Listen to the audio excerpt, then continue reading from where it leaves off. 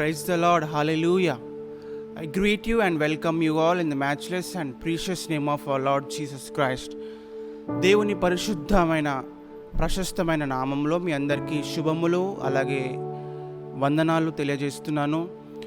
దేవుని నామంలో మీ అందరికీ దీవెనలు కలుగును గాక, సమాధానము మనందరికీ దేవుడు అనుగ్రహించును గాక. హల్లెలూయా.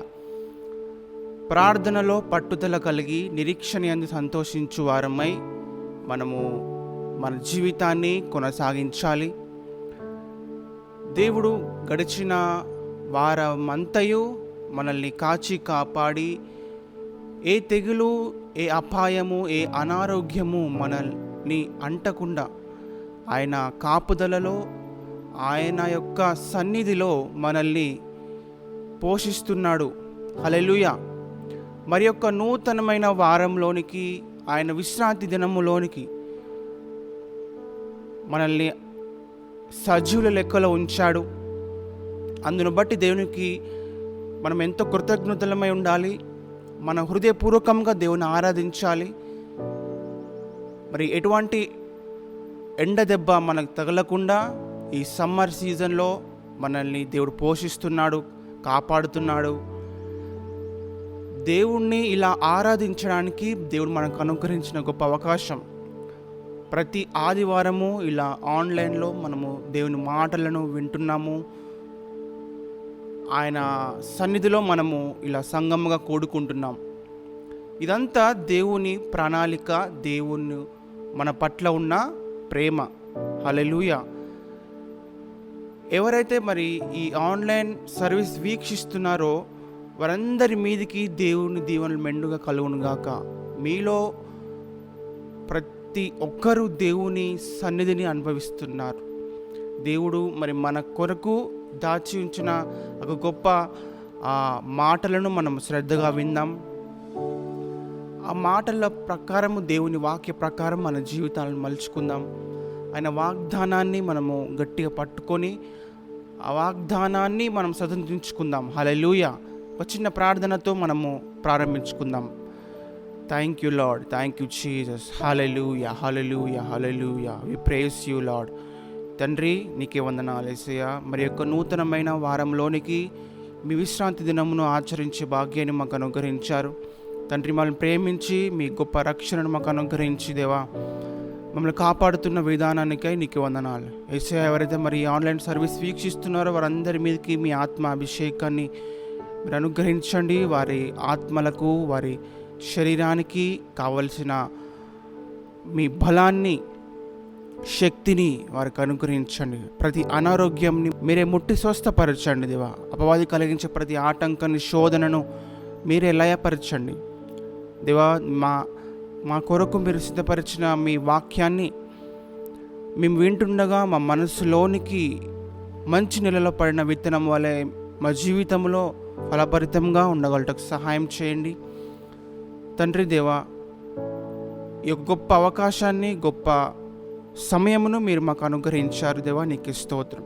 మాకు అనుగ్రహించిన మీ వాగ్దానాలకై నీకు వందనాలు. ఆ వాగ్దానాన్ని మేము మా జీవితంలో ఎన్నడూ మర్చిపోకుండా దేవా, ఆ వాగ్దాన ప్రకారము మేము నిరీక్షించువారుగా ఉండగలటకు సహాయం చేయండి. ఈ యొక్క చిన్న ప్రార్థనను ప్రభువైన యేసు క్రీస్తు నామములో అడిగి వేడుకుంటున్నాం తండ్రి. ఆమేన్.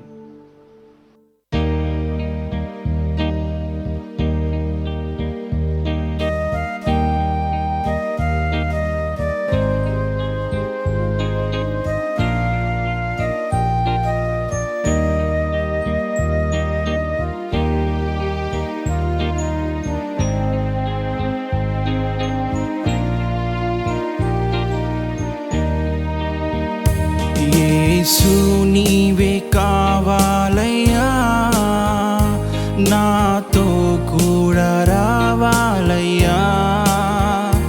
యేసు నీవే కావాలయ్యా, నాతో కూడా రావాలయ్యా. గనుడా నీ దివ్య సన్నిధి నన్ను ఆదుకునే నా పెన్నిది. నీవే కావాలయ్యా, నాతో రావాలయ్యా. నీవే కావాలయ్యా, నాతో రావాలయ్యా. యేసు నీవే కావాలయ్యా, నాతో కూడా రావాలయ్యా. యేసు నీవే కావాలయ్యా, నాతో కూడా రావాలయ్యా.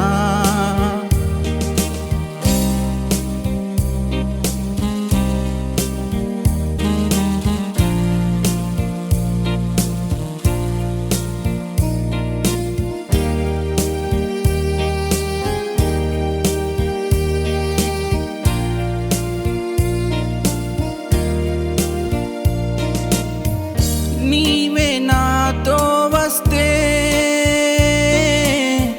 దిగులు నాకుండదు. నీవే నాతో వస్తే దిగులు నాకుండదు. నీవే ఆజ్ఞాపిస్తే తెగులు నన్నంటదు. నీవే ఆజ్ఞాపిస్తే తెగులు నన్నంటదు. నీవే కావాలయ్యా, నాతో రావాలయ్యా. నీవే కావాలయ్యా, నాతో రావాలయ్యా.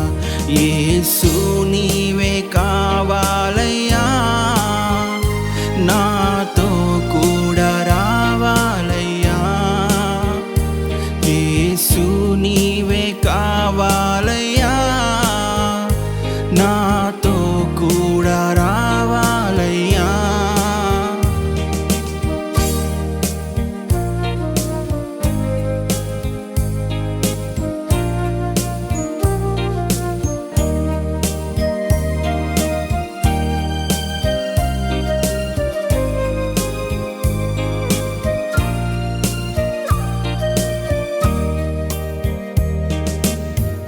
నీవే నాతో వస్తే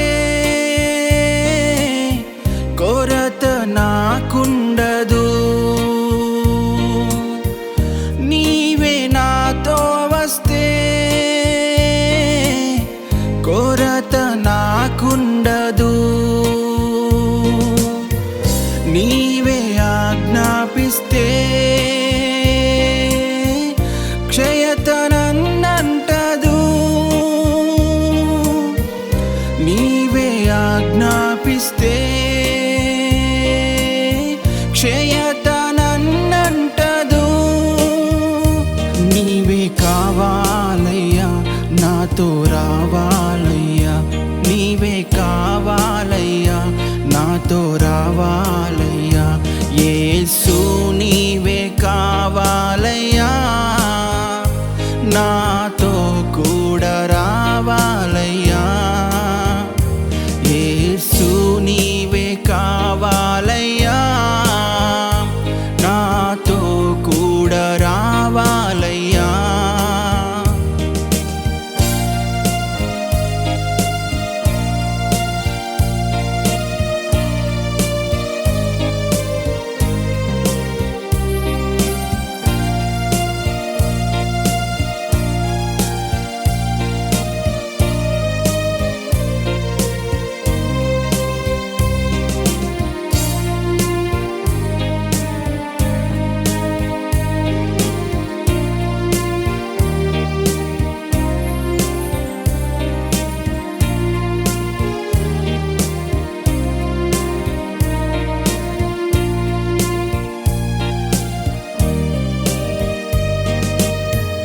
నీవే నాతో వస్తే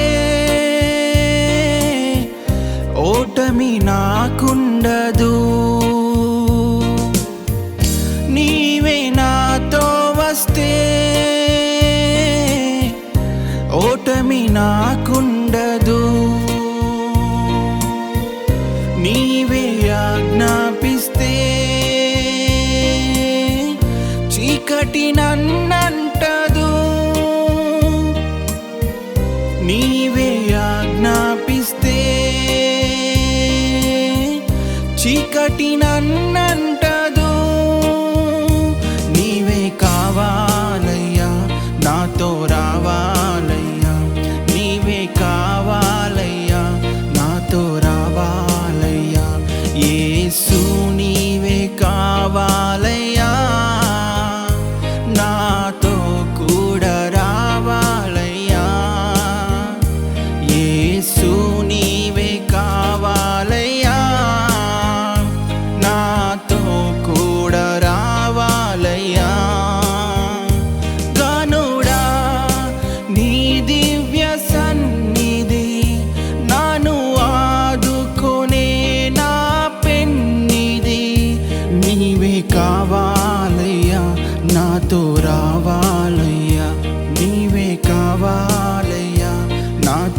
కావాలయ్యా, నీవే కావాలయ్యా, నాతో రావాలయ్యా, నీవే కావాలయ్యా, నాతో రావాలయ్యా.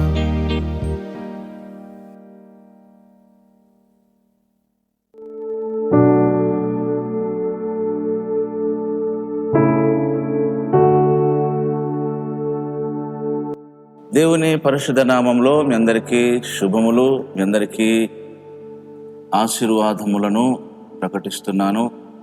మీ కొరకై ప్రతి దినము ప్రార్థిస్తూ మీ విషయమై దేవుని సన్నిధిలో స్తుతులు కూడా చెల్లిస్తున్నాము. మనమందరం కలిసి దేవుని రాజ్య నిర్మాణంకై మనము అహర్నిశలు పనిచేయవారము. ఇక్కడ దేవుని రాయబారులముగా మీ మధ్యకి ఇలా రావడానికి దేవుడు అనుగ్రహించిన ఈ మంచి టెక్నాలజీ కొరకై ప్రభునామమునకే మహిమను చెల్లిస్తూ మిమ్మల్ని చూడకపోయినప్పటికీ మీ ప్రేమ, మీ అభిమానము, మీ ఆప్యాయత నేను అనుభవిస్తున్నాను. నేనే కాదు, మా కుటుంబం అంతా కూడా మరొకసారి మీకు ప్రత్యేకమైన వందనాలు, ప్రత్యేకమైన ఆశీర్వాదాలు మీకు ప్రకటిస్తుంది. అలాగనే మనందరం సార్వత్రిక సంఘం ఈ ప్లాట్ఫామ్ మనమందరం ప్రభుని ఆరాధించడానికి అనుగ్రహించబడ్డది. ఏ భేదము లేదు. మనం అందరం కూడా దేవునికి సంబంధించిన వారం. మీకు ఇంతకుముందు కూడా చాలాసార్లు చెప్పాను. ఆయా డినామినేషన్లలో మనం ఉండి మనం ప్రభుని ఆరాధిస్తున్నాం, ప్రభును స్తుతిస్తున్నాం. ప్రభు రాజ్యం కొరకై మన వంతు పనిని చేయటకై ఆ మహాదేవుడు అనుగ్రహించిన ఈ భాగ్యాన్ని కొరకై ప్రభుకే మహిమను చెల్లిస్తున్నాను. మీ అందరి కొరకై ప్రార్థిస్తున్నాము. అలాగే సబ్సర్వీస్ కొరకై ప్రత్యేకంగా ప్రార్థన చేస్తున్నాము. ఈ పరిచయలో మరి సబ్స్క్రైబర్స్ అందరూ కూడా కొత్త వారికి కూడా ఈ వాక్యమును పరిచయం చేయటకు, ఈ ఛానల్ పరిచయం చేయటకై మీ వంతు కర్తవ్యము, బాధ్యతను నిర్వర్తిస్తున్నారు. అందుకు ప్రత్యేకమైన వందనాలు. మరొకసారి ఈ దిన వాక్యంలోకి వెళ్దాం. మనందరికీ పరిచయమైన వాక్యం, చాలా సుపరిచితమైన వాక్యం. మత్తయి సువార్తలో 7వ అధ్యాయము 7వ వాక్యం నుంచి చూడండి. 7వ అధ్యాయము 7వ వాక్యం నుంచి, అడుగుడి మీకు ఇయ్యబడును, వెదకుడి మీకు దొరుకును, తట్టుడి మీకు తీయబడును, అడిగి ప్రతివాడును పొందును, వెతుకువానికి దొరుకుతుంది, తట్టువానికి తీయబడును. మీలో ఏ మనుషుడైనను తన కుమారుడు తను రొట్టెను అడిగిన ఎడల వానికి రాతినిచ్చునా, చేపను అడిగిన ఎడల పామునిచ్చునా?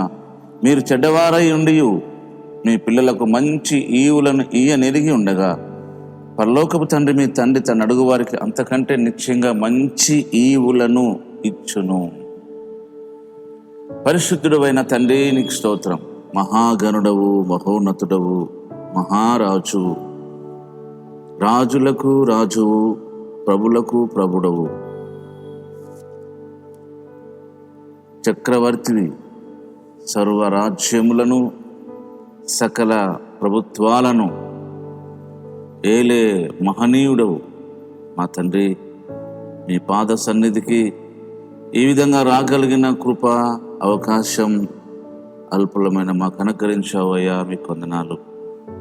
ఇదిగో నీ ప్రియబిడ్డలు ఎంతో ఆసక్తితో, ఆశతో వాక్యము వినాలని మా తండ్రి ఎదురు చూస్తుండగా నీ వాక్యం చేత వారిని బలపరచండి, ఆదరించండి, సహాయం చేయండి, దీవించండి. నీ వాక్యంలో నుంచి ఆశ్చర్యకరమైన సంగతులను మా తండ్రి, నీ వాక్యములో నుండి ఆశ్చర్యకరమైన సంగతులను మేము చూడగలిగినట్లు మా కన్నులను తెరవండి, మా హృదయాన్ని తెరవండి. అట్టి నీ వాక్యపు విత్తనము మా హృదయాల్లో మంచి నేలలో పడిన విత్తనములా ఫలింపచేయండి. మా నాయన, మీ కొరకై బతుకగలుగుటకు సహాయపడండి.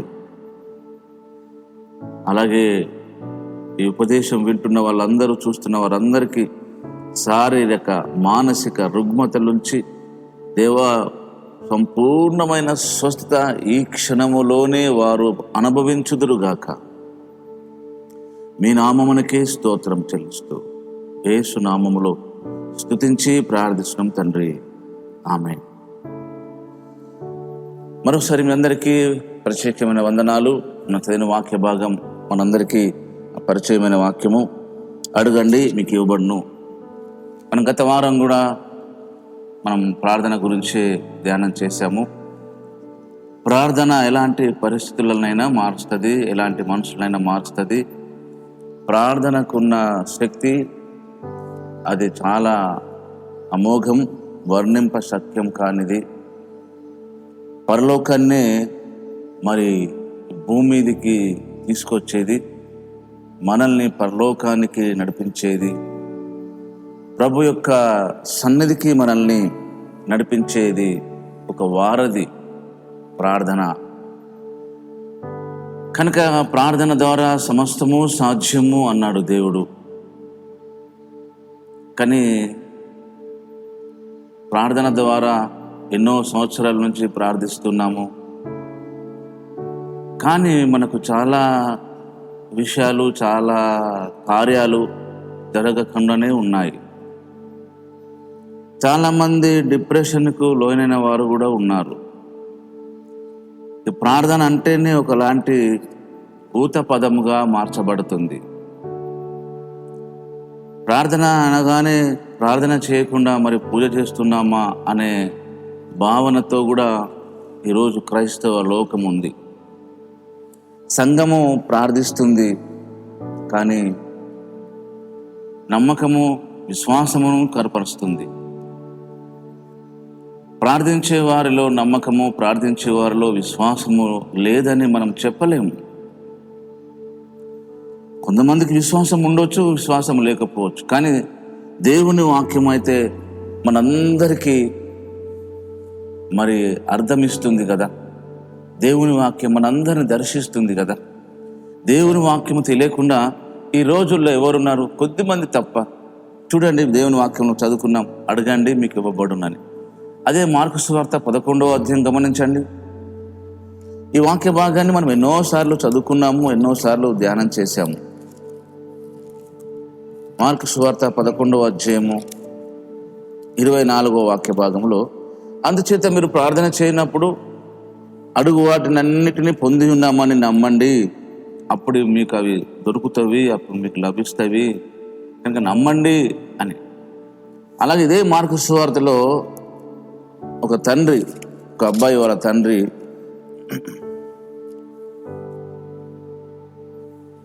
9వ అధ్యాయం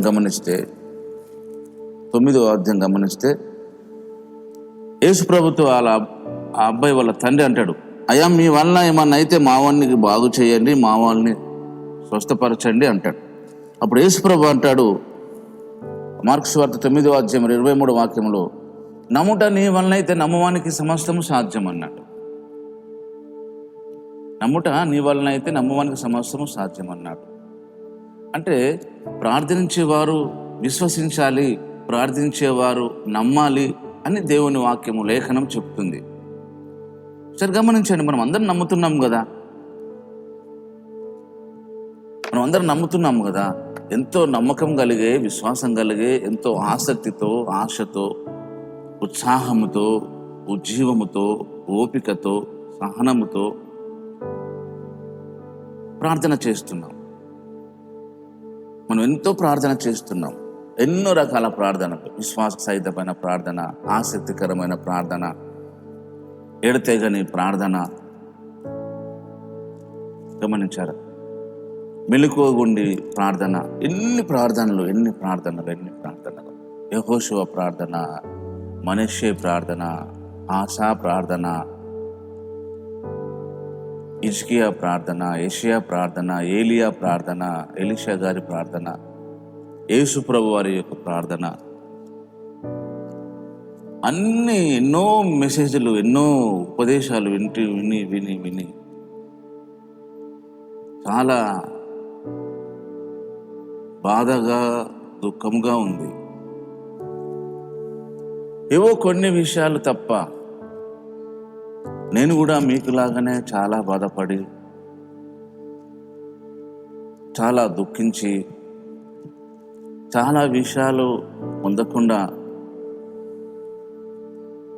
నేను దేవుని సన్నిధిలో ప్రార్థించినప్పుడు దేవుడు చెప్పిన మాట ఏంటంటే, విశ్వాసమే కాదు మనం విశ్వసించడమే కాదు, దానికి సంబంధించిన కొన్ని విషయాలు మనం చేయాలి అని ప్రభు నాకు తెలియజేశాడు. ముందుగా ఒక విషయం గమనించండి. యోహాను గారు రాసిన మొదటి పత్రికలో 5వ అధ్యాయం, యోహాను రాసిన మొదటి పత్రికలో 5వ అధ్యాయం 14వ వాక్య భాగం. ఆయన బట్టి మనకు కలిగిన ధైర్యం ఏదనగా, ఆయన చిత్తానుసారంగా మనము ఏది అడిగినను ఆయన మన మనవి ఆలకించునన్నదే. ఆయన చిత్తానుసారంగా మనం ఏది అడిగినను ఆ దేవాది దేవుడు మన మనవి ఆలకించునన్నదే మన ధైర్యము. మనకు కలిగిన ధైర్యం ఏమనగా, చూసారా, మనకు కలిగిన ధైర్యం ఏంటంటే ఆయన చిత్తానుసారంగా ఏది అడిగినా మన మనవి ఆయన వింటాడు, కార్యాలు జరిగిస్తాడు అన్నదే మన ధైర్యం. చూడండి, మనం ధైర్యం ఉండి అడుగుతున్నామా, ధైర్యం లేక అడుగుతున్నామా? ధైర్యం కలిగి అడుగుతున్నాము, ఆయన చిత్తానుసారము అడుగుతున్నాము. వివాహమైన చిత్తమే కదా, ఒక రోగి స్వస్థపరచబడడం దేవుని చిత్తమే కదా, గృహం లేని వాళ్ళకు గృహం ఉండడం దేవుని చిత్తమే, వాహనాలు లేని వారికి వాహనాలు ఉండడం దేవుని చిత్తమే, ఆర్థిక సమస్యలు ఉన్న వారికి ఆర్థిక సహాయం పొందడం దేవుని చిత్తమే. ఇలా మనం ఏది చూసినా దేవుని చిత్తమే కదా. మన కొరకై దారిద్రతను అనుభవించిన దేవుడు మనల్ని ధనవంతులు చేయడానికి, ఆయన ఓడిపోయి సిలువలో మనల్ని గెలుపొందడానికి ఆయన సిలువలో అపజయం పాలైనట్టుగా మనకు కనబడతలేడు. ఎంత పరిస్థితులు మనకు తెలిసిన మన జీవితంలో ఎందుకు మనము ఫెయిల్ అవుతున్నాము? ఎందుకు దేవుణ్ణి అడిగినవి, ఆయన చిత్తానులో అడిగినవే మనం ఎందుకు పొందలేకపోతున్నాము అనేది ప్రశ్న. మీలో చాలామంది దేవుని చిత్తములోనే అడుగుతున్నారు, అడిగినవి కూడా ఇంతవరకు పొందలేకపోతున్నాము. మీకు ఎప్పుడైనా మరి ప్రశ్న వచ్చిందా, ఎందుకు మనము పొందలేకపోతున్నాం? ప్రార్థన చేస్తున్నాం, ప్రార్థన ద్వారానే సాధ్యము, నిజమే.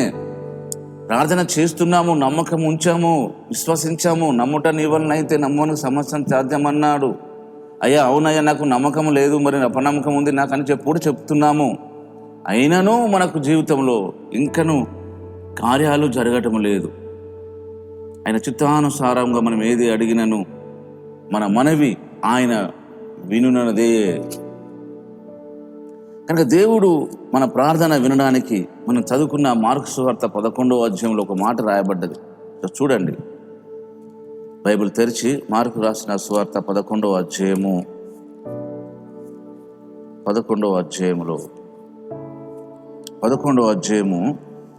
25వ వాక్య భాగం. మనం ఇంతకుముందు 24వ వాక్యం చదువుకున్నాం. అవసరమైతే మళ్ళీ 24 కూడా చదువుదాం, 24, 25 కలిపి చదువుకుందాం.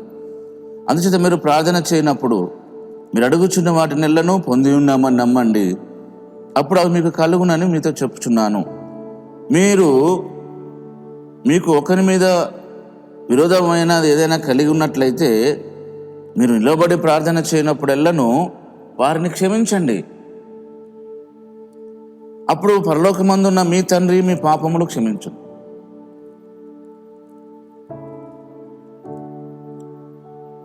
మీకు ఎవరి మీదనైనా విరోధ భావము, విరోధమైన మనసు, ఆలోచనలు, అభిప్రాయాలు, ఉద్దేశాలు కలిగి ఉన్నట్లయితే మీరు వారిని క్షమించండి. మీరు ప్రార్థన చేసినప్పుడల్లా వారిని క్షమించండి, అప్పుడు మీ పాపాలు క్షమించబడతాయి.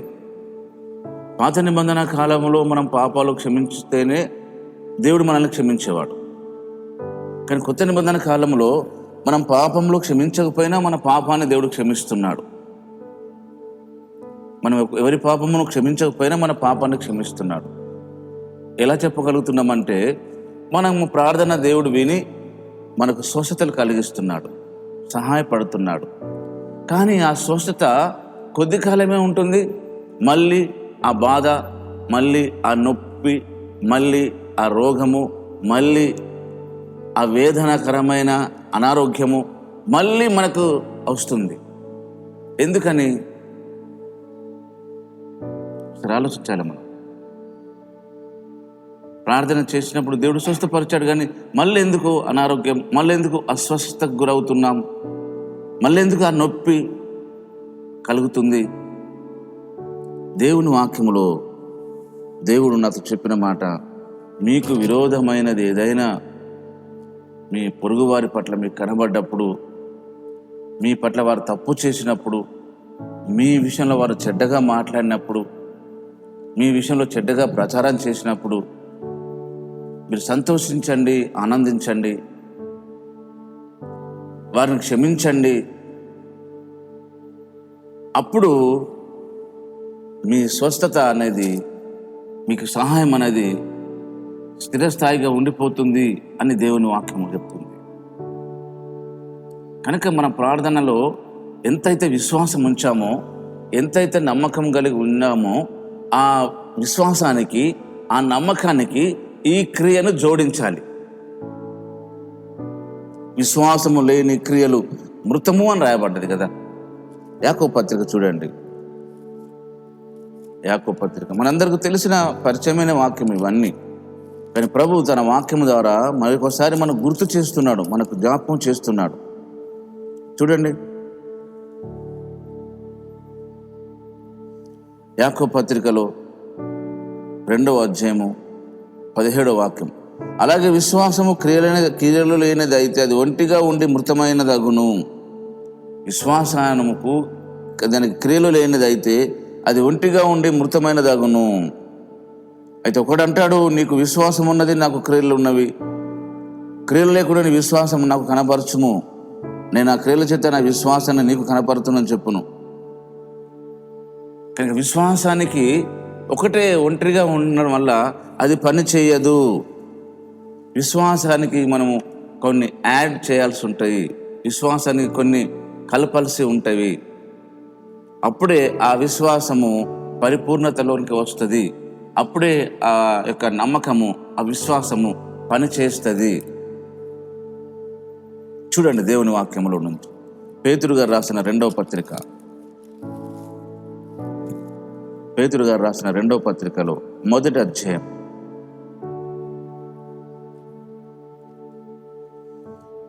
నేను 3వ వాక్యం నుంచి చదువుతా, లేదా 2వ వాక్యం నుంచి చూడండి. 2వ వాక్యమైనా 1వ వాక్యమైనా ఇంకా బాగుంటుంది.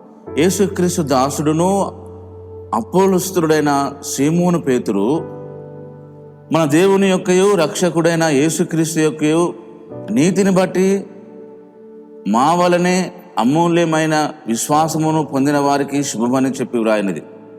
మా వలనే అమూల్యములైన విశ్వాసము, ఆ మాట గమనించండి. విశ్వాసమును బట్టి మా వలనే అమూల్యమైన విశ్వాసము పొందిన వారికి శుభమని రాయినది. తన మహిమను బట్టి, గుణాతిశయమును బట్టి మనం పిలిచిన వారిని గూర్చిన అనుభవ జ్ఞానము మూలంగా ఆయన దైవశక్తి జీవమునకును భక్తికిని కావలసిన వాటన్నిటినీ మనకు దయచేయుచున్నందున. ఈ మాట గమనించండి. మనల్ని పిలిచిన వారిని గూర్చిన అనుభవ జ్ఞానము మూలంగా ఆయన దైవభక్తి, అలాగే జీవమునకు భక్తికిని, ఆయన దైవభక్తి ప్లస్ జీవమునకును భక్తికిని కావలసిన వాటన్నిటినీ మనకు దయచేయుచున్నందున దేవుని గూర్చినట్టు, మన ప్రభు అయిన యేసును గూర్చినట్టునైనా అనుభవ జ్ఞానం వలన మీకు కృపయు సమాధానము విస్తరించునుగాక. గమనించారా? ఈ విషయంలో మనము దేవుని దైవభక్తి, జీవమునకును భక్తికిని కావలసిన వాటి అన్నిటినీ మనకు దేవుడు దయచేస్తున్నాడు అని రాయబడ్డది. అంకెం రాయబడ్డది, గమనించండి. దేవుని గూర్చినట్టు, మన ప్రభువైన యేసును గూర్చినట్టునైనా అనుభవ జ్ఞానము వలన మీకు కృపయు సమాధానము విస్తరించు. అనుభవ జ్ఞానం, ఎక్స్పీరియన్స్ వల్ల మనకు కృపయు విస్తరిస్తుందట. దేవుని కృపయు సమాధానం, ఆ మహిమను, ఆ గుణాతిశయమును బట్టి ఆయన మనకు అమూల్యములను అత్యధికములునైన వాగ్దానములను అనుగ్రహించి ఉన్నాడు. ప్రామిస్ కార్డ్స్ తీసుకుంటాం మనం న్యూ ఇయర్లో. అంతేకాకుండా బైబిల్ గ్రంథంలోని ప్రతి వాగ్దానం, అబ్రహాము మొదలుకొని బైబిల్ గ్రంథంలో చివరి వ్యక్తి వరకు దేవుడు చేసిన ప్రతి వాగ్దానము అది మనకి అనేది బైబిల్లో స్పష్టంగా రాయబడ్డది. అది నమ్మడము, విశ్వసించడము, ఓపిక కలిగి ఉండడం మూలంగా మనము ఎంత మేలో అని ఇక్కడ రాయబడ్డది. చూడండి, మరొకసారి చదువుతా ఆ విషయం. ఆ మహిమ గుణాతిశయమును బట్టి ఆయన మనకు అమూల్యములను అత్యధికములైన వాగ్దానములను అనుగ్రహించి ఉన్నాడు. దురాశను అనుసరించడం వలన లోకమందున్న భ్రష్టత్వమును ఈ వాగ్దానముల మూలంగా మీరు తప్పించుకొని, దురాశను అనుసరించటం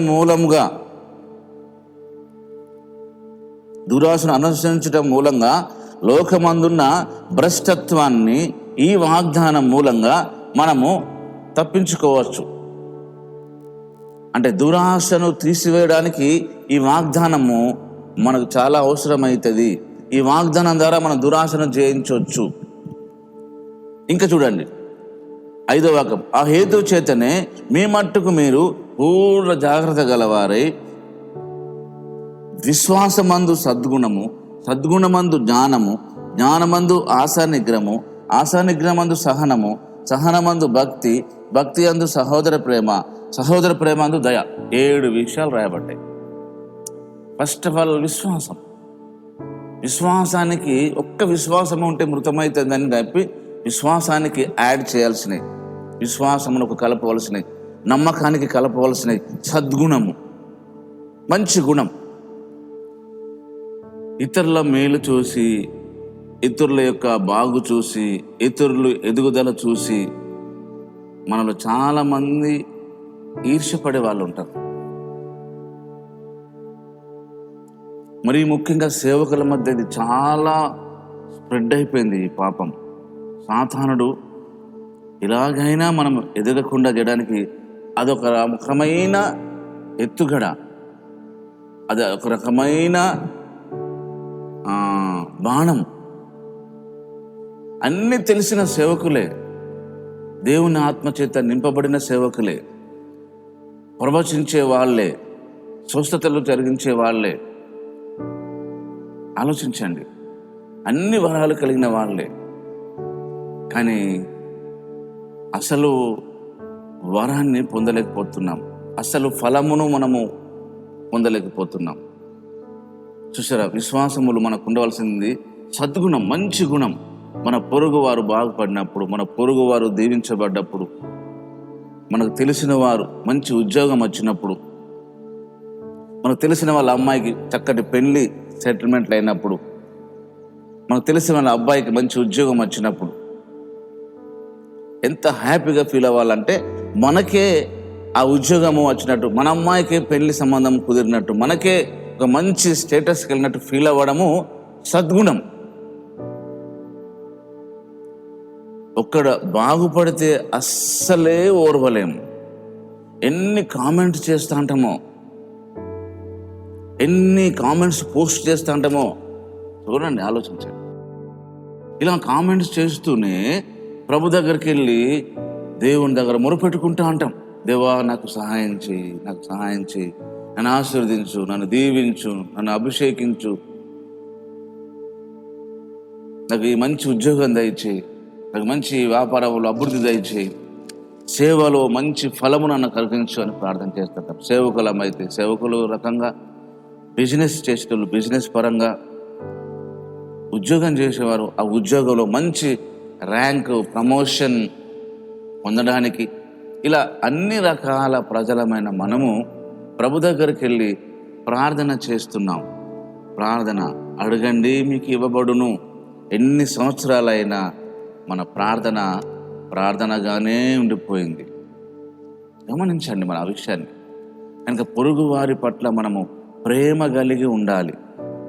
ప్రేమ చాలా చాలా చాలా చాలా మోస్ట్ ఇంపార్టెంట్. దేవుడు ప్రేమై ఉన్నాడు, ప్రేమ లేనివాడు. ఆ మాట చూడండి, యోహాను గారు రాసిన మొదటి పత్రిక. మనకందరికీ ఈ విషయాలు తెలుసు, కొంతమందికి తెలియకపోవచ్చు. తెలియని వాళ్ళకు వాళ్ళు క్షమాపణ పొందుకుంటారే కానీ తెలిసి మనము వీటిని పాటించకపోతే పరిస్థితి ఏంటి? అది నా ప్రశ్న. యోహాను గారు రాసిన మొదటి పత్రిక 4వ అధ్యాయం 7వ వాక్యం నుంచి చదువుతూ గమనించండి. ప్రియులారా, మనం ఒకరినొకడు ప్రేమింతుము, ఏలయనగా ప్రేమ దేవుని మూలంగా కలుగుచున్నది. ప్రేమించు ప్రతివాడును దేవుని మూలంగా పుట్టినవాడై దేవుణ్ణి ఎరుగును. చూసారా ఆ మాట ఎలా ఉందో? ప్రేమించి ప్రతివాడును దేవుని మూలంగా పుట్టినవాడు. మరి ప్రేమించని వాడు దేవుని మూలంగా పుట్టనివాడు. ఇంకేం రాబడ్డది? దేవుడు ప్రేమస్వరూపి. 8వ వాక్యం, ప్రేమ లేని వాడు దేవుని ఎరగడు. మనకు ప్రేమ లేదనుకోండి, దేవుని ఎరగం. మళ్ళీ ఇందులో ప్రేమించటంలో కూడా మళ్ళీ ఇందులో ఇలా స్టెప్స్ ఉంటాయి. మనకి ప్రేమించే దాంట్లో కూడా స్టెప్స్ ఉన్నాయి. దేవునికి అనుకూలంగా ఉన్న అటు కనబడితే వాళ్ళని ప్రేమిస్తాం, దేవునికి ప్రతికూలంగా ఉన్న వారిని ద్వేషిస్తాం. మనం మనసుకు నచ్చినట్టు నడుచుకుంటేనేమో వారిని ప్రేమిస్తాం, వాళ్ళు మంచులను సర్టిఫైడ్ చేస్తాము. మన మనసుకు నచ్చని విధంగా ఉంటే మాత్రము వారికి చెడ్డవారని సర్టిఫై చేస్తాము. ఎన్నడూ వారిని చూసి ఇష్టపడం. దేవుని స్థానంలోకి వెళ్ళిపోతాం మనకు తెలియకుండానే. దేవుని మన స్థానంలో ఉంచామన్న సంగతి ఇప్పటి వరకు గ్రహించిన వాళ్ళు కోకొల్లలు. అందులో నేనొక్కడిని. దేవుని మహాకృపదైశ్వర్యని బట్టి నేను ఈ విషయాన్ని ప్రభు దయ ద్వారా తెలుసుకోగలిగాను. అందుకే ఈ రోజున మీకు ఈ మెసేజ్ను, ఈ వర్తమానాన్ని ప్రభు మీకు ఇవ్వమన్నాడు, అందించమన్నాడు. ఎందుకంటే నా జనులు జ్ఞానము లేక నశించిపోతున్నారు. హోషేయ గ్రంథం చూడండి. నా జనులు జ్ఞానము లేక నశించిపోతున్నారు. జ్ఞానం అంటే దేవుని విషయాలు తెలియక, పైగా నమ్మకపోవడం. తెలియకపోవడం ఒక ఎత్తు అయితే, తెలిసిన దాన్ని నమ్మకపోవడం మరొక ఎత్తు. చూడండి హోషేయ గ్రంథంలో 4వ అధ్యాయము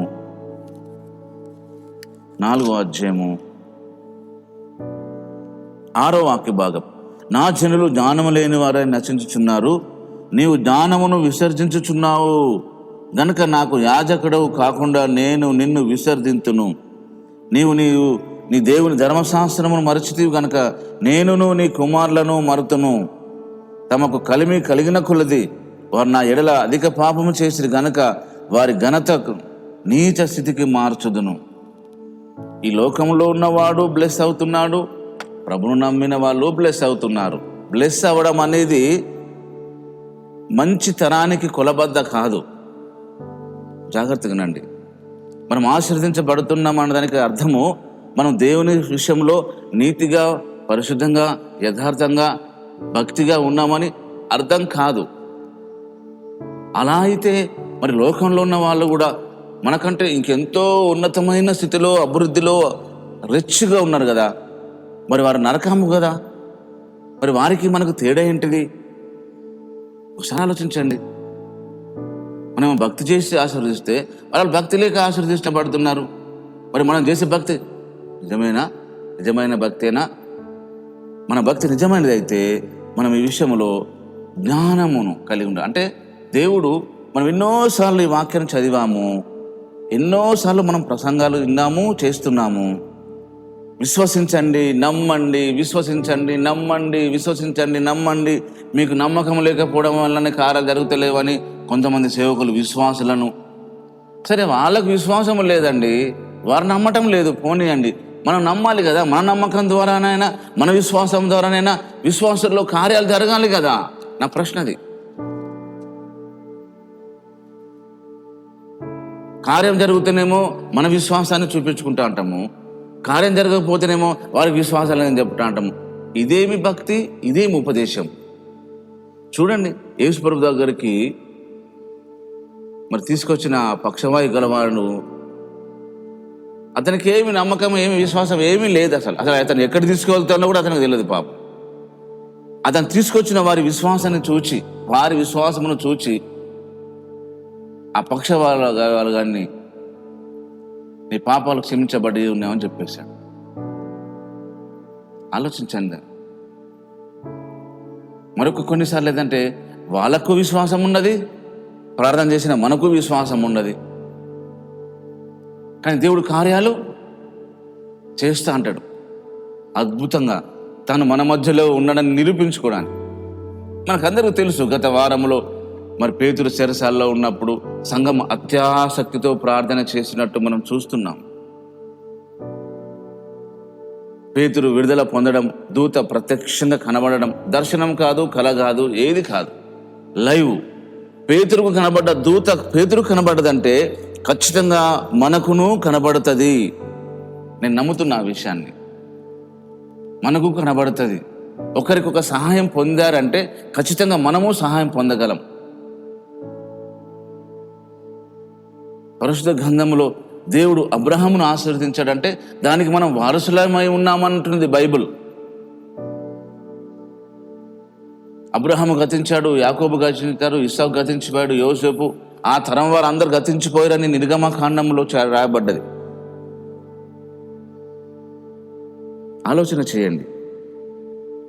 దేవుని వాక్యం ఎంత మధురము, దేవుని వాక్యం ఎంత ఆనందాన్ని, ఉత్సాహాన్ని, కొత్త జీవమును మనలో కలిగిస్తుంటుంది. అందుకని దైవ వాక్యములో, ఆ వాక్యములో జీవమున్నది, ఆ వాక్యములో బలమున్నది. చూడండి ఆ వాక్య భాగం, హెబ్రీ పత్రిక 4వ అధ్యాయము 12వ వాక్య భాగం.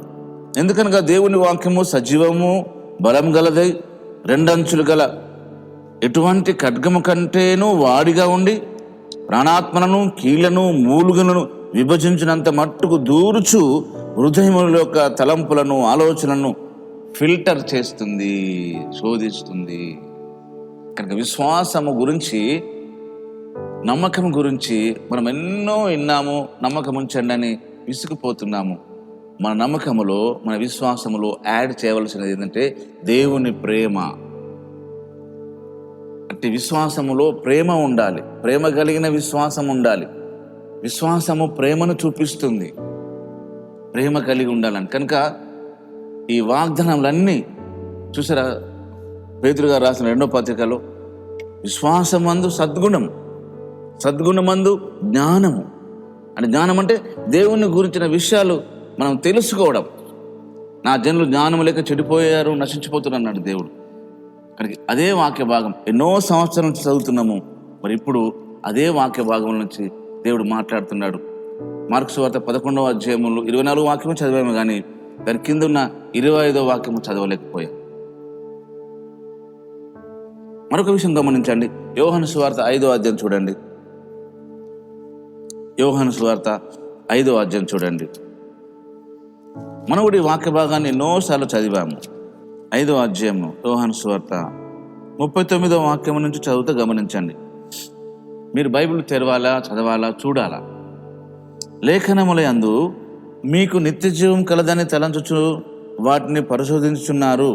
నిజమే, దేవుని వాక్యం చదివితే ఆశీర్వాదము, దేవుని వాక్యం చదివితే మనకు దీవెన, మేలులనే విషయం తెలిసి చదవాలని పాస్టర్ చెప్పడము, చదవడం మన వంతు. చదువుతున్నాము కూడా ఆ వాక్య భాగం ప్రకారం. లేఖనములందు మనకు నిత్య జీవం కలదని తలంచుచు వాటిని పరిశోధించుచున్నారు. అవే నన్ను గురించి సాక్ష్యం ఇచ్చుచున్నవి. ఆ వాక్యమే దేవుని గురించి సాక్ష్యం ఇచ్చుతున్నది. 40వ వాక్యం, అయితే మీకు జీవము కలిగినట్లు మీరు నా యొద్దకు రానొల్లరు.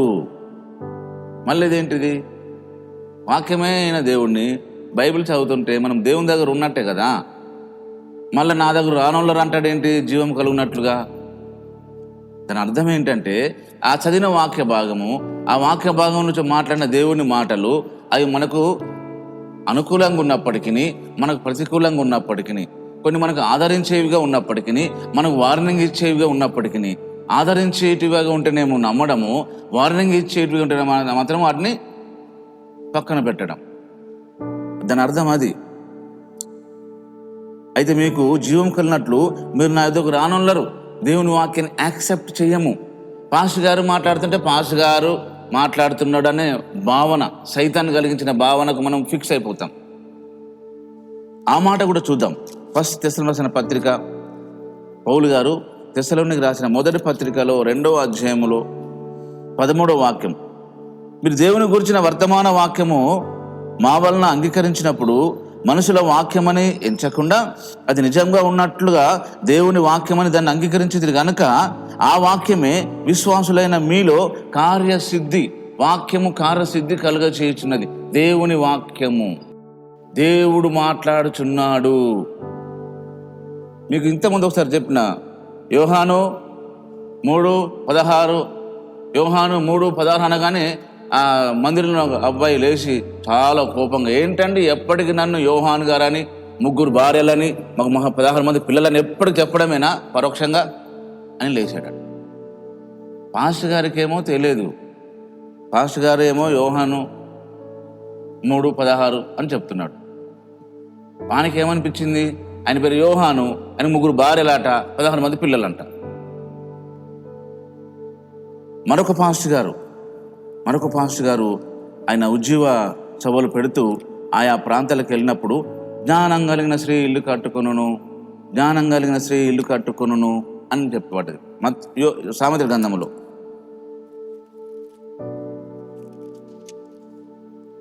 సామెతల గ్రంథం 14వ అధ్యాయం 1వ వాక్యం, జ్ఞానవంతురాలు తన ఇల్లు కట్టుకును, 3 రాళ్ళు తన ఇల్లు పేసుకును. ఆ పాస్టర్ గారు ఆ ఒక ప్రాంతం వెళ్ళినప్పుడు ఆ వాక్యం చెప్పినప్పుడు ఆ సహోదరి వాక్యం విన్నది. అదే పాస్టర్ గారు మళ్ళీ ఇంకొక ప్రాంతానికి వచ్చినప్పుడు వాక్యం చెప్పడం, ఆ పాస్టర్ గారు మళ్ళీ ఇదే వాక్యం చెప్పాడు. అక్కడ అయింది. 3వసారి ఆ అమ్మాయి ఉన్న ప్రాంతానికే పాస్టర్ గారు పిలువబడ్డాడు వాక్యం చెప్పడానికి. ఒకసారి ఇదంతా జరిగిన నిజమైన స్టోరీ. ఆ పాస్టర్ గారు పేరు చెప్పకూడదని చెప్పట్లేదు నేను. అప్పుడు ఆ పాస్టర్ గారి దగ్గరికి వెళ్ళి అడిగిందట ఆ అమ్మాయి, ఏంటండి ఎప్పుడు నా గురించి చెప్తున్నావు, జ్ఞానవంతురాలు ఇల్లు కట్టుకున్నాను, నాకు జ్ఞానం లేదని కదా సార్ ఇట్లా చేసి అన్నదంట. చూడండి దేవుని వాక్యాన్ని ఎలా అర్థం చేసుకుంటున్నాం మనం. మన షిలోహ్ ఏజీ చర్చిలో ఒక వీడియో కూడా అప్లోడ్ చేసినాం మేము లాస్ట్ ఇయర్, అంతకుముందు ఇయర్. దేవుని వాక్యాన్ని ఎలా అర్థం చేసుకుంటున్నారు అని. కనుక మనం చదివిన యోహాను సువార్త 5వ అధ్యాయములో రాయబడిన మాట మరొకసారి చదువుకుందాం. 5వ అధ్యాయంలో 30వ వాక్యం, 40వ వాక్యం. అయితే మీకు జీవము కలుగునట్లు మీరు నా యొద్దకు రానున్నారు. 41, నేను మనుషుల వలన మహిమ పొందువాడను కాను, నేను మిమ్మల్ని ఎరుగుదును, దేవుని ప్రేమ మీలో లేదు. చూసారా, వాక్యం చదువుతున్నాము, ప్రార్థన చేస్తున్నాము, సువార్త పరిచర్య చేస్తున్నాము, మందిరంకి వస్తున్నాము, కానుకలు ఇస్తున్నాము, అన్నీ చేస్తున్నాము, కానీ ఏమి లేదు, దేవుని ప్రేమ లేదు. విశ్వాసానికి దేవుని ప్రేమ యాడ్ అయితేనే అది వర్కౌట్ అవుతుంది. అప్పుడే దేవుడు మన ప్రార్థన వింటాడు, అప్పుడే స్వస్థత జరుగుతుంది, అప్పుడే నువ్వు అనుకున్న దానికంటే ఎక్కువ కార్యాలు చూడగలవు. ప్రేమ లేకుంటే ఏమీ పొందలేవని బైబిల్ చెబుతుంది. చూడండి, గలతీ పత్రిక 5వ అధ్యాయం 6వ వాక్యం. గలతీ పత్రిక 5వ అధ్యాయం 6వ వాక్యం. గలతీ పత్రిక 5వ అధ్యాయం 6వ వాక్యం. యేసుక్రీస్తు నందు ఉన్న వారికి సున్నతి పొందుట యందేమీ లేదు, పొందకపోవట యందు ఏమీ లేదు. క్రీస్తులో ఉన్నవారికి సున్నతి పొందడంలో కానీ పొందకపోవడంలో కానీ ఏమీ లేదట. మరి ఏంటి దాని ప్రత్యేకత? ప్రేమ వలన కార్య సాధకమగు విశ్వాసమే ప్రయోజనకరము. అది నోట్ చేసుకోండి. ప్రేమ వలన కార్య సాధకమగు విశ్వాసమే పర్ఫెక్ట్, ప్రయోజనకరం. ప్రేమ లేకుండా కార్య సాధకమయ్యే విశ్వాసము నిష్ప్రయోజనం. క్రియలు ఉండాలంటే ఏమి క్రియ? విశ్వాస సంబంధమైన దానికి ప్రేమ అనే క్రియ ఉండాలి. గమనించండి, ప్రేమించువాడు, ఆ మాట చూడండి, ప్రేమించువాడు. మీకు 2 విషయాలు చూపెట్టాలని నా మనసులో ఉంది. పేతురు గారు రాసిన మొదటి పత్రిక 4వ అధ్యాయం 8వ వాక్యం. ప్రేమ అనేక పాపములను కప్పును గనుక అన్నిటికంటే ముఖ్యంగా ఒకని ఎడల ఒకడు మిక్కుటమైన ప్రేమ గలవారై, మామూలు ప్రేమ కాదు, మిక్కుటమైన ప్రేమ గలవారై, నిన్ను వలె నీ పొరుగువారిని ప్రేమించుమన్న మాట ఎక్కడో గొడవ జరిగేశాం. నీ పూర్ణ హృదయంతో, నీ పూర్ణ ఆత్మతో, నీ పూర్ణ మనసుతో నీ ప్రభుని దేవుణ్ణి ప్రేమించుము అన్న దగ్గర ఎక్కడో తగిలేసినాం. దయచేసి మరోలా అనుకోకండి. ఎందుకంటే నాకన్నా చిన్నవారు, నాకన్నా పెద్దవారు ఈ వాక్యాన్ని వింటున్నారు. దేవునిలో ఎంతో సంవత్సరాలు నడిచిన వారు కూడా వాక్యాన్ని వింటున్నారు. చెప్పడానికే మాటలు బాగుంటాయి కానీ ఆచరణలో అసాధ్యం అనుకుంటా అంటాం. కానీ అది చేస్తేనే మన జీవితంలో ఆ ఆరోగ్యాన్ని పొందగలం. నిజం. చూడండి 133 కీర్తన, 133 కీర్తన. సహోదరులు ఐక్యత కలిగి నివసించుట ఎంత మేలు, ఎంత మనోహరం. సహోదరులు ఐక్యత కలిగి నివసించుట. ఓన్లీ ప్రభుని నమ్మిన వారి గురించే కాదు చెప్పేది సహోదరులు, భూలోకములో ఉన్న అందరి గురించి రాయబడ్డది. India is my country, all Indians are my brothers and sisters. గమనించారా? India is my country, all Indians, only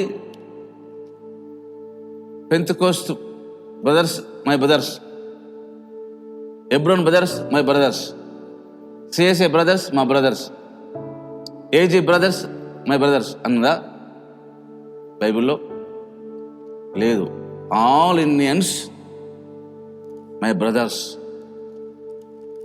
అన్ని డినామినేషన్ చెందిన వాళ్ళు, ప్రభును నమ్మని వారు, ఈ లోకంలో ఉన్నవారు కూడా. ఇంకా India is my country, all Indians are my brothers and sisters. అందరు మనకు సహోదరులే. మనలో చాలా మంది బోధిస్తారు ఇది. నేను చాలా మంది పాస్టర్లు బోధించంగా నేను విన్నాను. నేను ఎక్కడ బైబిల్ ట్రైనింగ్ చేయలేదు సార్. అంటే అతిశయించటం కాదు, నేను గర్వపడడం కాదు, కానీ నా అతిశయానికి కూడా ఒక కారణం ఉన్నది. దానికి కూడా బైబిల్ వాక్యం ఉంది. అతిశయించువాడు దేనిని అందు అతిశయించవలనగా భూమి మీద కృప చూపుచు నీతి న్యాయం జరుగుతున్న యెహోవాను నేనే అని నన్ను పరిశీలనగా తెలుసుకున్న బట్టియే, ఆయన పరిశీలనగా తెలుసుకున్న బట్టియే అతిశయించాలి. అది నా అతిశయం. దేవుడు నాకు ఒక వరం ఈ ప్రభు అని అడిగాను. ఈ వాక్యము నాకు తెలియజేయి, ఈ వాక్య సత్యాన్ని నాకు తెలియజేయి. ఎందుకంటే బైబిల్లో ఎన్నో మర్మాలు ఉన్నాయి, ఎన్నో రహస్యాలు ఉన్నది. సముద్రములో ఎలాగైతే ఎన్నో ఉన్నవో అంతకంటే ఎక్కువ బైబిల్లో ఉన్నాయి.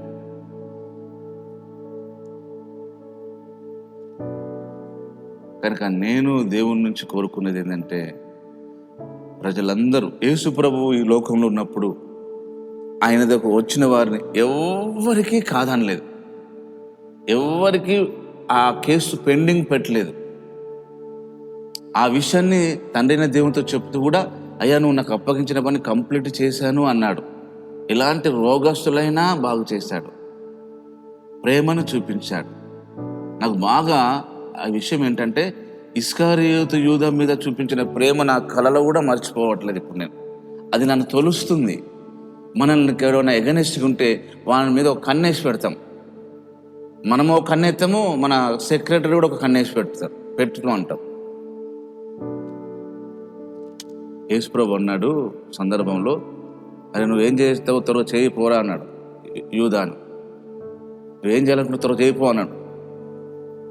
యేసుప్రభుకు పట్టించే సంగతి ఎప్పుడో ఆ పుట్టక ముందే తెలుసు. ఏమాత్రము భయము, కొనికిసలాట, గలిబిలి, గాబరా, కంగారు యేసయ్యకు లేదు.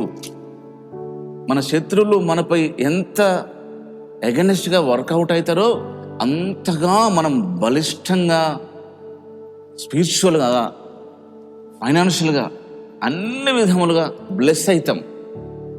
మన శత్రువు మన మీద ఎంతగా ఎగనెస్ట్ అయితే అంతగా చేయాల. మీకు ఈ సందర్భంలో ఒక మాట చూపిస్తా. దేవుడు నాతో చెప్పిన మాట మీకు చెప్తాను. కీర్తన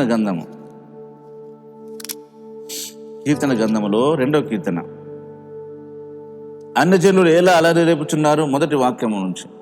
జనములు ఎలా వ్యర్థమైన దాన్ని తలంచుచున్నవి, మనం వారి కట్లు తెంపుదాము రండి, వారి పాశములను మన యుద్ధ నుంచి పారవేయదము రండి అని చెప్పుకొనుచు, భూరాజులు యెహోవాను ఆయన అభిషిక్తుని విరోధంగా నిలబడుచున్నారు. ఏలికలు ఏకీభవించి ఆలోచన చేయుచున్నారు.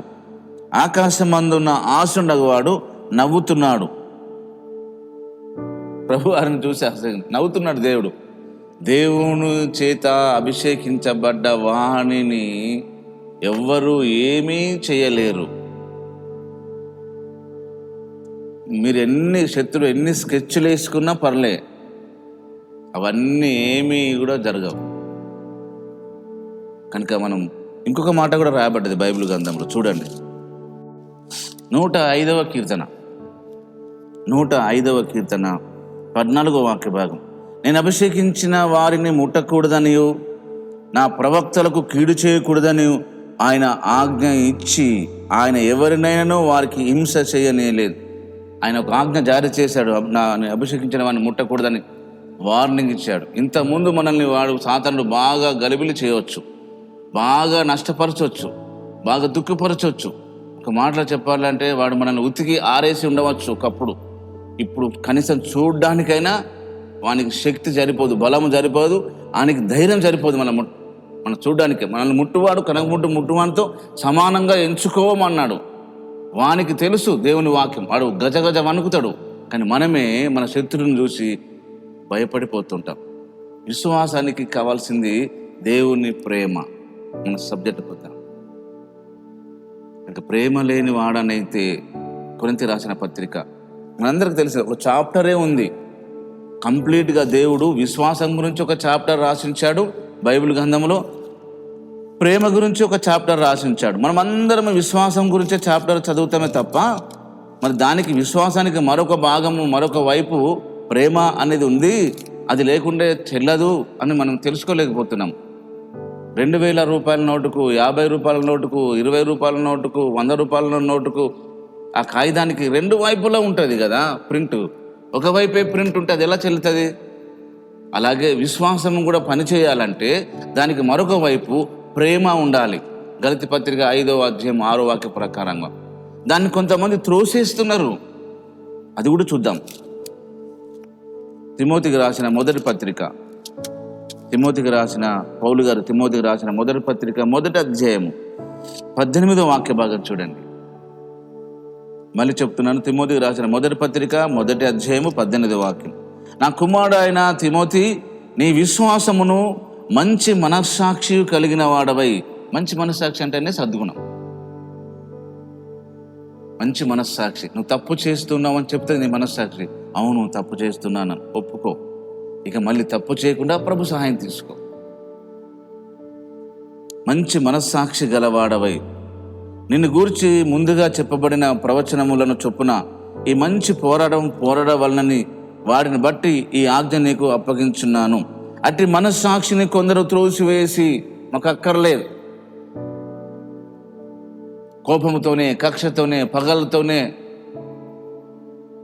అద్భుతాలు ఆశ్చర్యకాలు జరిగిస్తున్నారు. అందుకనే ప్రభు అన్నాడు, మీ నామంలో అద్భుతం చేయలేదా, మీ నామంలో దయ్యములు వెళ్ళగొట్టలేదా, మీ నామంలో ప్రవచించలేదా, మీ నామంలో సూచక్రియలు చేయలేదా అని అంటే వారితో అంటాడు ప్రభు, నేను మిమ్మల్ని అన్నాడు ఎరగను కదా అన్నాడు ఆయన.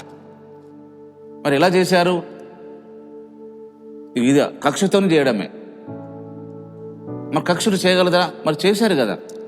ఆ మంచి మనస్సాక్షిని త్రోసివేసి విశ్వాస విషయమై ఓడ బ్రద్దలైపోయిన వారి వల్ల చెడి ఉన్నారు. ఒకప్పుడు బాగా వాడబడ్డాడు, ప్రవచనం చెప్పాడు, దయ్యాలు వెళ్ళిపోయినాయి, పేరు పెట్టి పిలిచే ప్రవక్త అని పేరు, కానీ ఇప్పుడు ఏది లేదు, అసలు పాస్టర్ గారి అడ్రస్సే లేదు. కారణము ప్రేమ లేదు. ఇగో మంచి మనస్సాక్షిని త్రోసివేసి అదే సత్యం అనుకొని వెళుతూ బిలాము లాంటి వాళ్ళు మన పొరుగు వారిని ప్రేమించలేని భక్తి కాదు. ప్రేమించేవాడు, ప్రేమను కోరువాడు ప్రేమను వృద్ధిపరచునని రాయబడ్డది. ఈ వాక్య భాగం చూద్దాం. కొరింథీ రాసిన ఫస్ట్ పత్రికలో 13వ అధ్యాయం ఒక చాప్టర్ మొత్తం ప్రేమ గురించి రాయబడ్డది. విశ్వాసం గురించి ఎబ్రీ పత్రిక 11వ అధ్యాయం చాప్టర్ అంతా రాయబడ్డది. ఇక్కడ 13వ అధ్యాయంలో ఏముందంటే, మనుషుల భాషలతోనూ దేవదూతల భాషలతోనూ నేను మాట్లాడినను ప్రేమ లేని వాడినైతే ఏమని రాయబడ్డది? మ్రోగేడు కంచును గనగనలాడు తాళమున ఇందును ప్రవచించు కృపావరములు కలిగి మర్మములన్నీ జ్ఞానవంతమై ఎరిగిన వాడనైనను కొండలు పగిలించగల పరిపూర్ణ విశ్వాసం గలవాడైనను ప్రేమ లేని వాడినైతే వేస్ట్ క్యాండిడేట్ను, ఇంగ్లీష్లో ఎంత బాగుంది, వేస్ట్ క్యాండిడేట్, వ్యర్థుడను. ఇంకొక మాట రావు, బీదల పోషణ కొరకు నా ఆస్తి అంతా ఇచ్చి కాల్చబడ్డం నా శరీరం అప్పగించినను ప్రేమ లేని వాడినైతే నాకు ప్రయోజనమేమి? నాకు అనిపిస్తుంది ఒక మాట, నాకు ఆలోచన వచ్చింది. బీదల పోషణ కొరకు తన ఆస్తి అంతా ఇచ్చినప్పుడు ప్రేమ ఉన్నట్టే కదా అనిపించేది నాకు. ఈ మాట చదివినప్పుడు నాకు అనిపించింది, ఈ సామెతల గ్రంథంలో ఒక మాట గుర్తుకొచ్చింది. బీదల కొరకు తన శరీరంను ఆస్తిని అమ్మినంటే ఎంత ప్రేమ గలవాడై ఉన్నాడు అని అనుకున్నాను. కానీ మళ్ళీ కింద చూస్తేనేమో ప్రేమ లేదన్నట్టు రాయబడ్డది. ఈ మాట చూడండి ఒకసారి, సామెతల గ్రంథంలో ఎంత చక్కగా రాసించాడో దేవుడు. సామెతలు 12వ అధ్యాయములో 10వ వాక్య భాగంలో 2వ భాగం. సామెతలు 12వ అధ్యాయంలో 10వ వాక్యంలో 2వ భాగం. భక్తిహీనుల వాత్సల్యము, భక్తిహీనుల ప్రేమ, భక్తిహీనులు చూపించే జాలి ప్రేమ ఇలాంటిదంటే క్రూరత్వమే. ఆ ప్రేమ చూపిస్తున్నట్టే కానీ, వాత్సల్యం చూపిస్తున్నారే కానీ అది క్రూరత్వము. అదే పౌలు గారు చెప్పాడు, బీదల పోషణ కొరకు నా ఆస్తి అంతా అమ్మించిన ప్రేమ లేకుండా ఉంటే వేస్ట్. ఇదే సామెతల గ్రంథంలో ఇంకొక మాట చూడండి, సామెతలు 17వ అధ్యాయము 9వ వాక్య భాగం.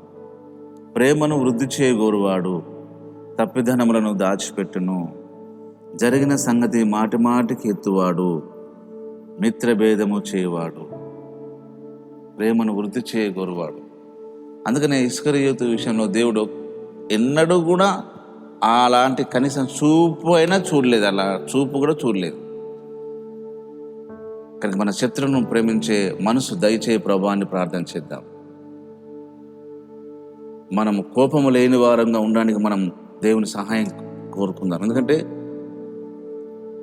మన కోపము దేవుని కార్యాన్ని నెరవేర్చదు, అంటే దేవుని నీతిని నెరవేర్చదు. కనుక మనకెందుకు ఈ టెన్షన్స్, ఎందుకు లో బీపీ, ఎందుకు హై బీపీ, ఎందుకు షుగర్, ఎందుకు మోకాల నొప్పులు, కాళ్ళ నొప్పులు, ఎందుకు నడుము నొప్పులు? దేవుడు నిన్ను స్వస్థపరిచాడు కదా, నువ్వెందుకు నీ పొరుగు వారిని క్షమించవు? నిన్ను క్షమించిన ప్రకారం నీవు వారిని క్షమించాలి కదా. ఈ వాక్య భాగం ఒక్కసారి చూద్దాం. కొత్త నిబంధన గ్రంథంలో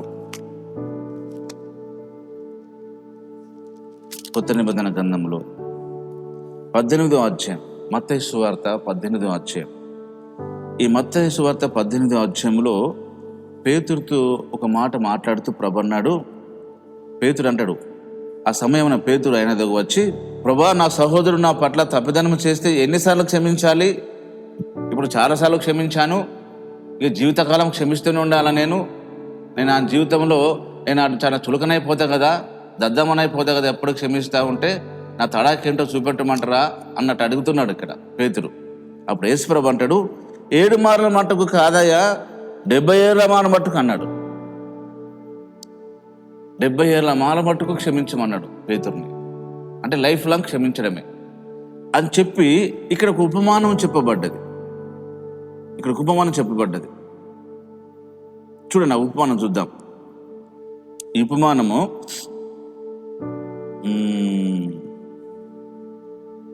23 నుంచి. కావున పరలోక రాజ్యము తన దాసుల యొద్ద లెక్క చూచుకున్న గోరిన ఒక రాజును పోలి ఉన్నది.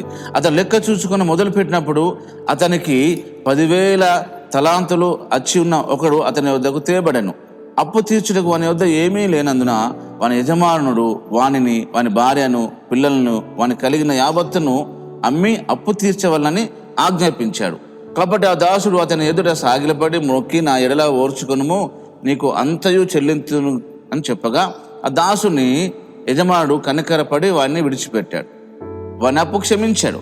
అయితే ఆ దాసుడు బయటికి వెళ్ళి తనకు 100 దేనారములు అచ్చి ఉన్న తన తోటి దాసుని ఒకరిని చూచి వాని గొంతు పట్టుకొని, నువ్వు అచ్చి ఉన్నది చెల్లించబడిన. అందుకు వాని తోటి దాసుడు సాగిలపడి, నా ఎడల ఓర్చుకొనుము, నీకు చెల్లించదని వాడిని వేడుకొనగా, కానీ వాడు ఒప్పక అచ్చున్నది చెల్లించే వరకు వాడిని చెరసాల్లో వేయించెను. కాగా వాడి తోటి దాసుడు జరిగినది చూచి మిక్కిలి దుఃఖపడి వచ్చి జరిగినదంతా తన యజమానునికి వివరంగా తెలియజేసి, అప్పుడు వాని యజమానుడు వాడిని పిలిపించి, చెడ్డ దాసుడా, నీవు నన్ను వేడుకుంటేవి కనుక నీ అప్పంతయు క్షమించితిని. నేను నిన్ను క్షమించిన ప్రకారమే, నేను నిన్ను ప్రేమించిన ప్రకారమే నీ తోటి దాసుని ప్రేమించాల్సి ఉండే కదా అని చెప్పాను. అందుచేత వాని యజమానుడు కోపపడి తనకు వచ్చినదంతా చెల్లించే వరకు బాధపడు వానికి వాడిని అప్పగించెను. 35వ వాక్యం, మీలో ప్రతివాడు తన సహోదరుని హృదయపూర్వకంగా క్షమించని ఎడల, హృదయపూర్వకంగా ప్రేమించని ఎడల, నా పరలోకపు తండ్రి ఆ ప్రకారమే మీ ఎడల చేయును. మీకు ఈ స్టోరీ అర్థమైంది అనుకుంటా. ఒక వ్యక్తికి 1000 రూపాయలు అప్పిచ్చేటోడు ఉన్నాడు. కానీ ఆ 1000 రూపాయలు అప్పు ఇచ్చిన ఆయన క్షమించిండు, పోరా 1000 రూపాయలు అప్పు తీర్చకుండా పర్లేదని. ఆడు పోయి వానికి 100 రూపాయలు అప్పిచ్చేటోడు ఉన్నాడు. ఆ 100 రూపాయలు అప్పిచ్చేటోడు ఉంటే వానికి క్షమిస్తలేడు, వానికి బాగా బాధిస్తున్నాడు. అప్పుడు ఆ 100 రూపాయలు ఆయన వచ్చి 1000 రూపాయలు చెప్పిండు, అయ్యా నువ్వు 1000 రూపాయలు క్షమించినావు కదా వాడిని, అని నేను 100 రూపాయలు ఇవ్వాల్సి ఉన్నది, వాడు నన్ను అస్సలే ప్రాణం బతకనిస్తలేడు ఆయన. కానీ వాడిని పిలిచి ఫుల్ క్లాస్ ఇచ్చాడు. దేవుడు నన్ను ప్రేమించాడు, నన్ను ప్రేమిస్తూనే ఉన్నాడు. శాశ్వతమైన ప్రేమతో ప్రేమించుతూ నన్ను విడువక ఆయన కృప చూపిస్తున్నాడు. మరి నేను కూడా నా పొరుగువారి పట్ల ప్రేమను చూపించాలి, వారిని క్షమించాలి, నా తోటి సేవకులను ప్రేమించాలి, క్షమించాలి సాధ్యమైనంత మట్టుకు. ఎందుకంటే మనం ఎక్కడ సెన్సిటివ్గా ఉంటామో ఆ సెన్సిటివ్ విషయంలో సహచరుడు మనల్ని దెబ్బ కొడతాడు. భార్య పైన కానీ, భర్త విషయంలో కానీ, మన తోటి స్నేహితులు విశ్వాసుల విషయంలో కానీ ఎక్కడ సెన్సిటివ్గా ఉంటామో అక్కడ సైతాను దెబ్బ కొట్టి వారిని ఎన్నడూ క్షమించలేని విధంగా, ఎన్నడూ ప్రేమించలేని విధంగా మన మనసును కఠినపరుస్తాడు. చూడండి ఎబ్రీ పత్రికలో 3వ అధ్యాయం, ఎబ్రీ పత్రిక 3వ అధ్యాయం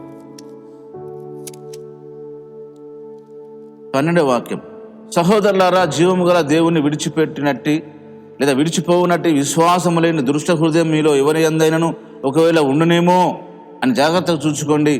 నేడు మీరు ఆయన శబ్దము లేదా ఆయన వాక్యము విని ఎలా కోపం పుట్టించినప్పటి వలె మీ హృదయమును కఠినపరచుకొనకూడని ఆయన చెప్పాను కదా. మన హృదయం కఠినపరుచుకుంటాడు.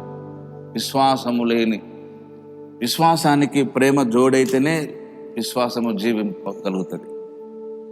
లేకుంటే ఆ పాపం అనే భ్రమలోనే మనం మునిగిపోతూ ఉంటాం. ఆ పాప భ్రమలోనే మన జీవితాంతం గడపాల్సి వస్తుంది. కనుక ప్రభును స్తుతించండి. కనుక మనం అడుగు వాటిని అన్నిటిని పొంది ఉండడానికి దేవుడు తన కృపను చూపిస్తాడు. యెషయా గ్రంథం 58వ అధ్యాయము 58వ అధ్యాయము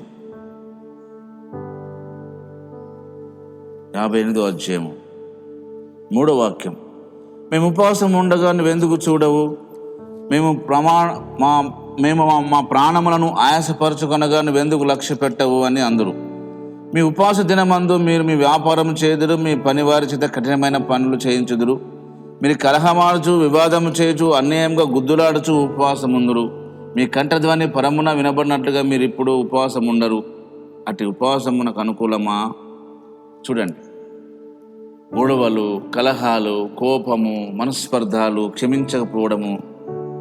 ఇక్కడ ఒక మాట రాయబడ్డది, నీ ఆహారము ఆకలిగొని వారికి పెట్టుటయు, నీ రక్త సంబంధికి ముఖము తప్పింపకున్నటయు, దిక్కుమాలిన పేదలను ఇంట చేర్చుకున్నటయు, వస్త్రహీనుని కనబడినప్పుడు వానికి వస్త్రములు ఇచ్చుటయు, ఇదే కదా నాకు ఇష్టమైన ఉపవాసము. అలాగూ నీవు చేసిన నీ వెలుగు వేగువ చుక్క వలె ఉదయించును, స్వస్థత నీకు శీఘ్రమే లభించును. నీ నీతి నీకు ముందర నడుచును, యెహోవా మహిమ నీ సైన్యపు వెనుకటి భాగమున కావలి ఉండును. అప్పుడు నువ్వు పిలవగా యెహోవా ఉత్తరమిచ్చును, నువ్వు మొరపెట్టగా ఆయన నేనున్నాను అనును. ఇతరులను బాధించుటయు, ఇది అండర్లైన్ చేసుకుని, ఇతరులను బాధించుటయు, వేలు పెట్టి చూపి తిరస్కరించుటయు, చెడ్డదాన్ని బట్టి మాట్లాడుటయు నువ్వు మాని ఈ 3 చేయాల. కొన్ని సంవత్సరాల క్రితము నేను ఉపవాసం ఉన్నప్పుడు ప్రభు నాతో మాట్లాడిన మాట, ఇతరులను బాధించుటయు, వేలు పెట్టి చూపి తిరస్కరించుటయు, చెడ్డదాన్ని బట్టి మాట్లాడటం మాను అన్నాడు ఆయన.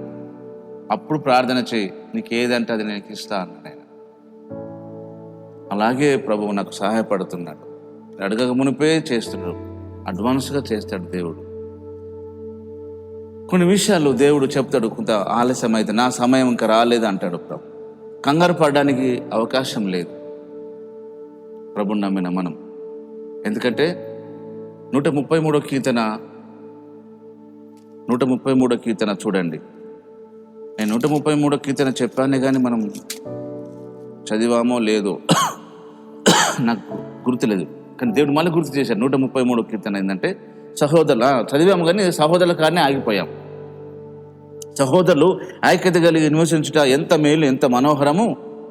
అంటే ఓన్లీ ప్రభుని నమ్మిన సహోదరులే అనుకుంటున్నాం కానీ ప్రపంచంలో ఉన్న సహోదరులు అని అనుకోవట్లేదని మనం ఆ మాట చదువుకున్నాం. India is my country, all Indians are my brothers. Only believers brothers కారు, అందరు బ్రదర్సే అని చెప్పి, అది ఆ తల మీద పోయబడిన అహరోను గడ్డ మీదుగా కారి అతని అంగీల అంచుల వరకు దిగజారిన పల్లెమల తైలం వల్ల ఉండును, సియోను కొండ మీదకి దిగివచ్చు హోర్మోను మంచు వల్ల ఉండును. ఆశీర్వాదం చూడండి, ఆశీర్వాదము శాశ్వత జీవమును అచ్చట ఉండవలనని యెహోవా సెలవిచ్చాడు. ఎక్కడ ఆశీర్వాదము, శాశ్వత జీవము. శాశ్వత జీవం అంటే శాశ్వత జీవం, ఎప్పుడు జీవించడం, హాయిగా జీవించడం, ఆనందంగా ఉండడం.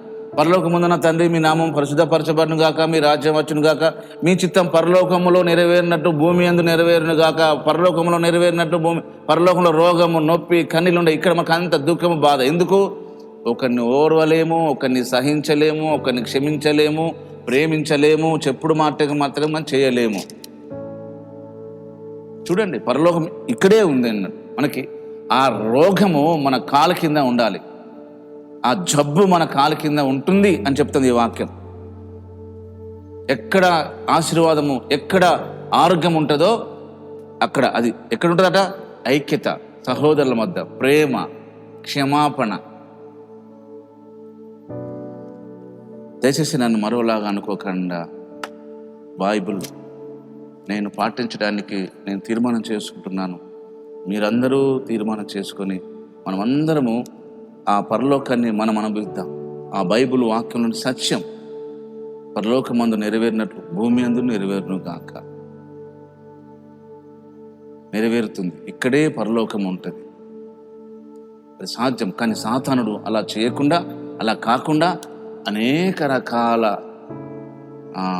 సిద్ధాంతాలు, అనేక రకాల పద్ధతులు, అనేక రకాల మెంటల్ టెన్షన్స్ పెట్టి సహోదరుల మధ్యనే భేదాభిప్రాయాలు కలిగించి, కలహాలు కలిగించి,